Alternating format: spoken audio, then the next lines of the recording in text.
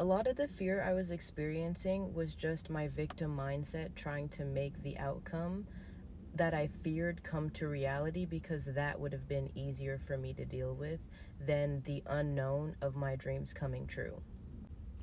That was a lesson I got on my way to work this morning. All of the fears and ideations that have been going on in my mind, that have been plaguing me, have been coming from a level of victimization, because there was a little part of me that had a little guilty pleasure that if the fear came true, then I would be able to escape my reality. Even though on a conscious level, I don't want to escape my reality. On a subconscious level, I wanted to escape my reality because there's so much unknowns. There's so much I don't know how.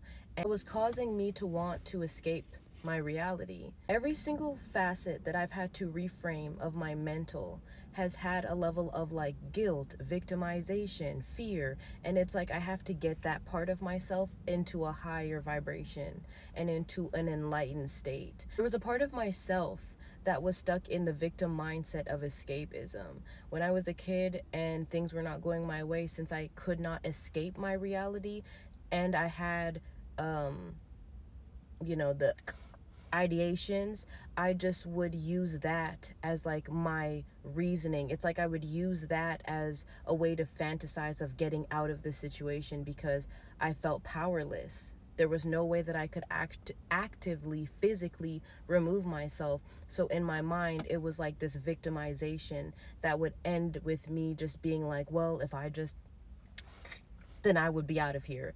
And succumbing and giving into my biggest fears would allow me to experience the removal of me being in that energy or that situation or that relationship or that environment.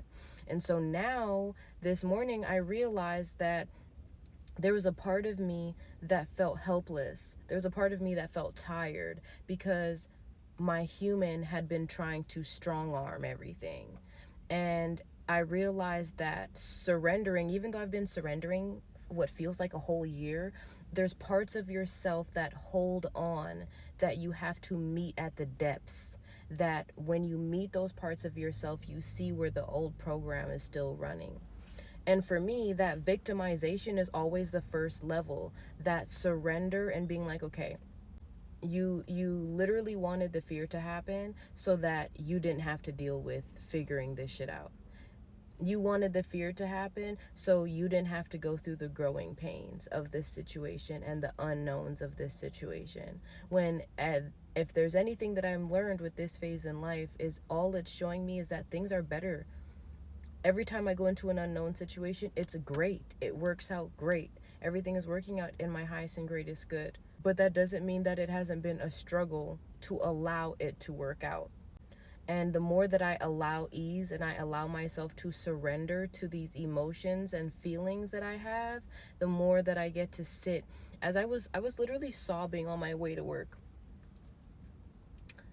I was sobbing on my way to work, and it just felt like my inner child was crying, just throwing a fit, crying, because I just felt so tired. I felt so exhausted. And when I finally let all of that go, I just felt so much lighter in my heart. I felt so much lighter in my energy. And I just got an image of me, and the feeling that I felt as I was crying and driving, don't recommend, was me just wanting to give up and throw in the towel. Just held space for that version of myself, because I realized that she just needed to be seen and heard so I could release that. And then I can have some clarity to be like, okay, Spirit, guide me, show me the way. Let me know what I need to do. Now that this stuck energy has been released, let me know what I need to do. Escaping this reality cannot be my default. And that's what it has been. Creating these scenarios in my mind of, oh, well, I'll just all this dark thoughts and this dark humor. I don't want to get into it too much because, social media and TikTok and all that stuff. But like, I want to let you know, if you're feeling these ways, if you're experiencing deep fears, look into what part of it allowed you to escape and allowed you to be protected. Especially when thinking about learned helplessness, if you were in situations where the only thing you could know how to, the only thing you had power over was removing yourself, one thing I did, baby, was remove myself. We cannot be an active participant in our life while removing ourselves. You can't do both.